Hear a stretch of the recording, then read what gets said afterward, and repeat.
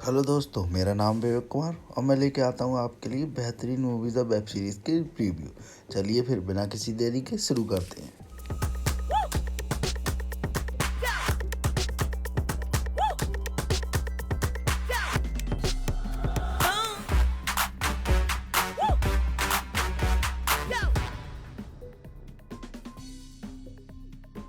तो दोस्तों, आज की मूवी है प्रे। 2022 की आई हुई मूवी है, बहुत ही गजब की मूवी है। तो दोस्तों, कहानी शुरू होती है साल 1719 से, जिसमें दिखाया गया है पहाड़ों पर एक कबीला रहता है, जिसमें ये एक लड़की दिखाई गई है जिसका नाम नारू है। ये अपने कुत्ते के साथ मिलकर जंगल की तरफ गई है और वहाँ से एक हिरन दिखाई देता है जहाँ ये उसे मारना चाहती है। लेकिन तभी अचानक से कहीं से कोई आवाज़ सुनाई देती है और ये हिरन भागने लगता है। पीछे पीछे ये भी भागती है, इसका कुत्ता ही भागता है और आगे जाके एक पिंजरे में इसका कुत्ते का पैर फंस जाता है दोस्तों। अब ये कुछ जड़ी बूटी देख के ढूंढकर वहाँ से और अपने कुत्ते के पैर पे लगा देती है। तभी ये देखने जाती है वो आवाज़ कहाँ से आई थी। तभी उसे आसमान से एक स्पेस से आती हुई दिखाई देती है, जिससे ये समझ जाती है ये हमारी अर्थ का नहीं, किसी दूसरी दुनिया से आया है। अब आपको बताता चलूँ, इस शिप में एक प्रेडेटर आया है। प्रेडेटर क्या होता है? यह एक दूसरे ग्रह का शिकारी है। ये सिर्फ शिकारियों को ही मारता है। अगर आपके हाथ में किसी भी तरीके का हथियार नहीं है तो ये आपको छोड़ देगा। अगर आपके हाथ में किसी भी तरीके का हथियार है तो ये आपको किसी न किसी तरीके से मार ही देगा। ये है नारू का भाई टाबी। ये अपने भाई को आके बताती है कि आसमान से कोई चीज़ गिरी है जिसमें से मुझे लगता है कुछ ना कुछ खतरनाक आया है और चलो हम चलते हैं, उसे ढूंढने चलते हैं। लेकिन इसका भाई इसे मना कर देता है, तो तू इन झंझटों में मत पड़। तू सिर्फ और सिर्फ एक हीलर बनना चाहती है तो सिर्फ अपनी दवाइयों पे औषधियों पे ध्यान दे। शिकार करने के चक्कर में तू मत पड़। तुझ पे शिकार ना आता है ना कभी आएगा। फिर ये अपनी माँ से शिकायत करती है कि भाई मुझे ऐसे ऐसे बोल रहा था। वो भी इसे समझाती है कि बेटा तुम एक हीलर बनना चाहती हो तो सिर्फ उसी पे ही ध्यान दो, ज़्यादा इधर उधर की बातों पे ध्यान मत दो, क्योंकि हम औरतों के लिए सिर्फ यही चीज़ें शोभा देती हैं कि हम ये काम कर सकें और हीलर बन सकें। शिकार करना हमारे बस की बात नहीं है। टाबी निकल चुका है जंगल की तरफ उस प्रेडेटर को ढूंढने के लिए। मैं भी देखूं क्या है। तभी टाबी के दोस्त को एक कुछ आवाज़ सुनाई देती है और टाबी उसे रोक देता है, क्योंकि वो समझ चुका था कि मेरा पीछा मेरी बहन नारू कर रही है। नारू सामने आ जाती है। टाबी उससे पूछता है तुम यहाँ क्या कर रही हो, और उसका फ्रेंड भी कहता है एक लड़की हमारे साथ जंगल में शिकार के लिए क्या कर रही है। तभी टाबी कहता है कि हमें एक हीलर की ज़रूरत है। ये शिकार नहीं करना जानती है, ना ये शिकार करेगी। इसे हम साथ ले चलते हैं, क्योंकि इसे दवाइयों का बहुत अच्छे से पता है कि कौन सी दवाई कहाँ पे मिलेगी और कब लगानी है। टाबी यहाँ से दो लोगों को अलग भेज देता है और कुछ लोग ये जंगल में एक तरफ बढ़ते हैं। तभी दोस्तों यहाँ उन्हें आगे जाकर उन्हीं साथी में से एक जख्मी मिलता है और नारू उसका इलाज करती है, उसे वहाँ पर दवाई लगाती है जिससे कि उसे थोड़ी दर्द में राहत मिले। टाबी इस जख्मी दोस्त को अपने कुछ दूसरे लोगों के साथ कबीले में वापस भेज देता है और ये सब लोग आगे जंगल की तरफ बढ़ते हैं शिकार के लिए। अब दोस्तों यहाँ आगे बढ़ते बढ़ते नारू कुछ चीज़ें ढूंढती हुई जाती है, कुछ सबूत ढूंढती हुई जाती है कि वो बताने के लिए अपने भाई के लिए यह जंगल में सिर्फ जंगली जानवर ही नहीं, मैं जिसकी बात कर रही हूँ जो आसमान से ऊपर से गिरा है वो भी यहाँ पर किसी न किसी के लिए बैठा है। तभी उसे एक सांप मिलता है जो पीछे अभी प्रेडेटर ने चीर फाड़ करके इसकी खाल तक उधेड़ दी थी, वो फेंका था। तभी नारू को एक पेड़ भी दिखाई देता है। वो शक कर जाती कि हमारे आसपास यहीं कहीं वो प्रेडेटर घूम रहा है। तभी टाबी कहता है तुम ज़्यादा शिकारी कर रही हो, चलो मैं यहाँ जाल बिछाता हूँ और आज मैं तुम्हें एक मौका देता हूँ क्योंकि तुम मेरी बहन हो। चलो देखते तुम कितना शिकार खेलना जानती हो, और यहाँ पर हम कुछ जाल बिछा के तुम्हें एक शिकार करने का मौका देते हैं। तभी एक पेड़ के ऊपर नारू और उसके लिए एक साथी बैठा दिया जाता है। वो साथी किसी वजह से नीचे गिर जाता है और नारू अकेली ऊपर रह जाती है और वो शेर वहीं उस पेड़ पे चढ़ जाता है। नारू उस शेर पे निशाना लगा रही होती है और लगभग मार ही देती है। तभी उसे दूर कहीं वही प्रेडेटर की लाइट दिखाई देती है और वो पैर फिसल के नीचे गिर जाती है और वहीं पे बेहोश हो जाती है। और जब नारू को होश आता है तो वो खुद को कबीले में पाती है और बाहर जाके देखती है तो उसे पता चलता है कि उस शेर को जो उसने मारा था उसका क्रेडिट उसके भाई को मिल गया है और इस वजह से उसके भाई को अगला सरदार घोषित कर दिया गया है। तब वो अपने भाई को आकर बताती है कि मैंने जंगल में कुछ ऐसी चीज़ें नोटिस की हैं कि जिन्हें नज़रअंदाज नहीं किया जा सकता, और वो अपने भाई को बहुत समझाती है लेकिन उसकी भाई उसका एक नहीं सुनता है और वो वहाँ से उसे छोड़कर चला जाता है कि तुम पता नहीं क्या क्या बके पड़ी हो, मैं इतना आगे बढ़ गया हूँ, तुम इस बात को बर्दाश्त नहीं कर पा रही हो। अब नारू जंगल की तरफ अकेली निकल गई है और साथ में सिर्फ उसका कुत्ता है। अब देखते देखते वहाँ एक सीन दिखाया जाता है कि एक भेड़िया और प्रेडेटर के बीच में लड़ाई होती है और प्रेडेटर उसे मार देता है।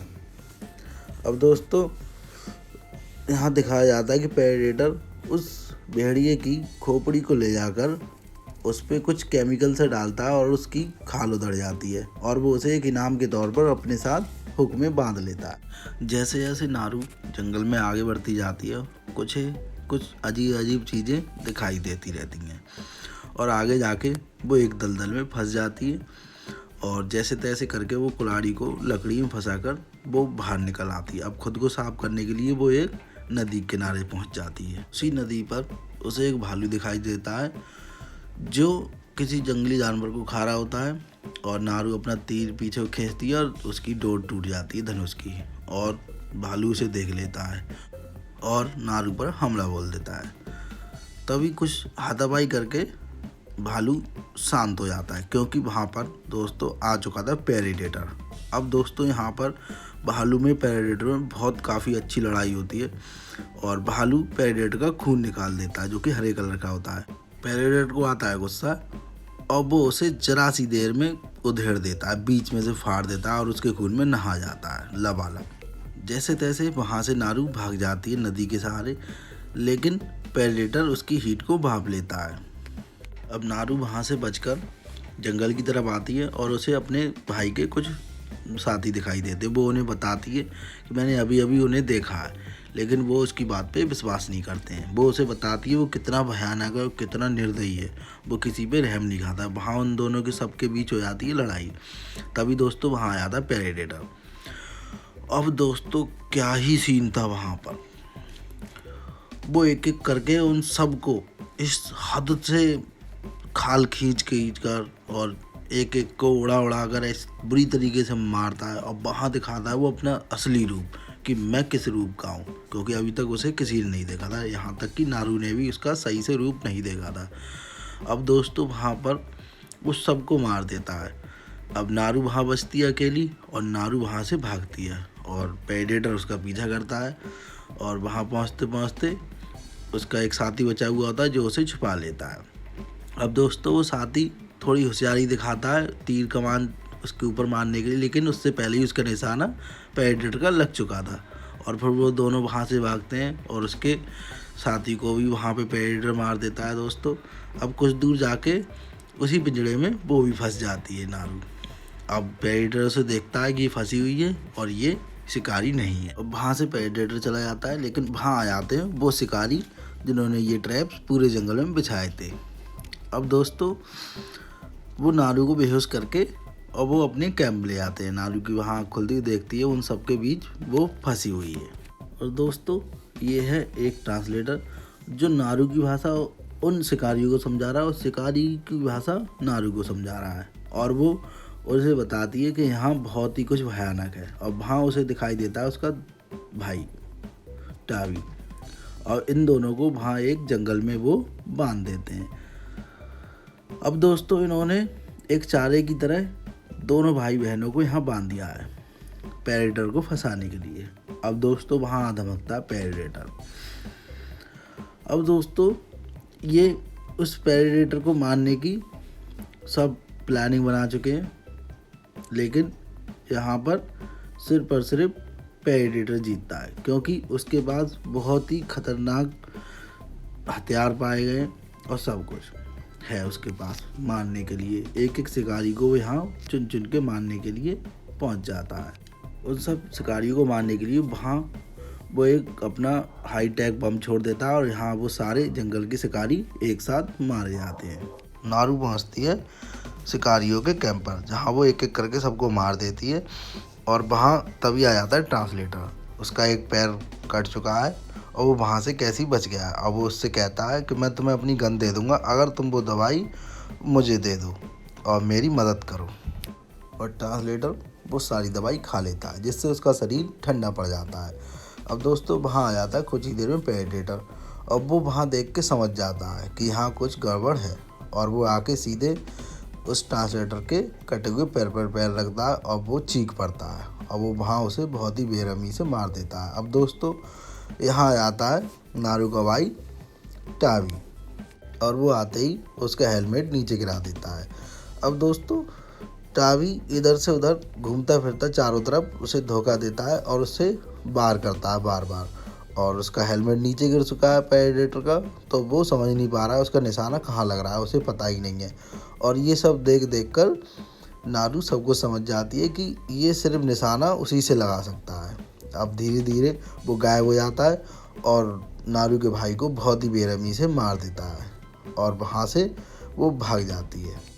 और नारू वहाँ से पहुँचती है नदी किनारे, जहाँ उसे एक शिकारी दिखाई देता है और वो उसे वहाँ बेहोश करके जंगल में ले आती है और उसके दोनों पैरों को वो काट देती है और उस ट्रांसलेटर की गन को वहाँ छोड़ देती जो कि ख़राब थी। अब दोस्तों यहाँ आ जाता है प्रेडेटर और नारू ने खा लिए हैं वही औषधि जिससे शरीर ठंडा हो जाता है। अब दोस्तों यहाँ पर वो उस शिकारी को मार देता है क्योंकि उसके पास बंदूक थी और वो पीछे से उसके वार करती है और वहाँ से हेलमेट उसका नीचे गिर जाता है प्रेडेटर का और वो हेलमेट उठा के भाग जाती है। एक ऐसी जगह पहले से ही प्लान करके रखती है कि जहाँ वो उसके हेलमेट को सेट कर सके, और वहाँ फिर आ जाता है प्रेडेटर कुछ ही देर में।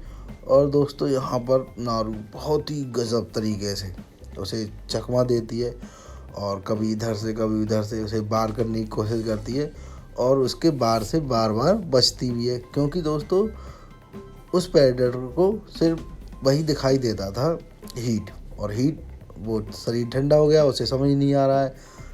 अब दोस्तों कैसी न कैसी करके नारू समझती है कि मैं ऐसे कैसी करके फंसाऊं जिससे इसकी लेज़र इसी के ऊपर पड़ जाए, और वो उस पर वार करती है, उसे उसी दलदल में फंसा देती है जहाँ नारू फंसी थी। और जैसे ही वो उस पर निशाना लगाता है नारू के ऊपर प्रेडेटर, और वो तीर घूमते हुए सीधे प्रेडेटर की खोपड़ी के आर पार हो जाता है। और दोस्तों यहाँ पर ये अपने ही तीर से प्रेडेटर खुद मर जाता है और नारू उस कटे हुए सर को लेकर अपने बाप के कदमों में फेंक देती है और बताती है कि मैंने उसे मारा। दोस्तों मूवी आपको पूरी देखनी है तो आपको ये मिलेगी हॉटस्टार पर और बिल्कुल फ्री में आपको मिलेगी। जाइए दोस्तों, अगर मेरी वीडियो अच्छी लगी है तो लाइक करें, कमेंट करें और मेरे चैनल पे नए हैं तो मेरे चैनल को सब्सक्राइब करें। Thank you.